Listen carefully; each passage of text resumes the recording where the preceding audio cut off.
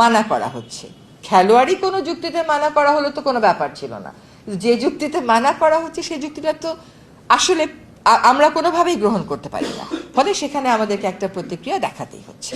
যে খেলাটা যদি খেলার জায়গায় আমরা রাখতে পারতাম খুবই ভালো হতো, কিন্তু আনফর্চুনেটলি খেলাটার মধ্যে রাজনীতি নিয়ে আসা হয়েছে। অন্যান্য সময় আমরা কি বলি, দুইটা দেশের মধ্যে যদি রাজনৈতিক টেনশন থাকেও, যে কোনো দুটা দেশ, আমি বাংলাদেশ ভারত, বাংলাদেশ নেপাল এরকম বলছি না, ভারত নেপাল, ভারত মালদ্বীপস এটা বলছি না, বলছি দুইটা দেশের মধ্যে যদি রাজনৈতিক টেনশন থাকেও বলে যে সাংস্কৃতিক এক্সচেঞ্জ, খেলাধুলা এগুলোর মাধ্যমে এটা কমিয়ে আনা যায়।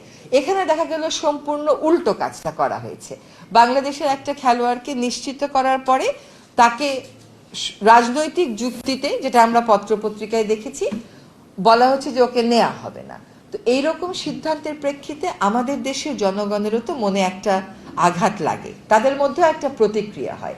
সেরকম জায়গায় আমাদেরকেও একটা অবস্থান নিতে হবে। আমরা সেই অবস্থানের আইনগত ভিত্তি এবং প্রক্রিয়া যাচাই বাছাই করছি এবং করার পরে আমরা একটা বিফিটিং পদক্ষেপ গ্রহণ করব।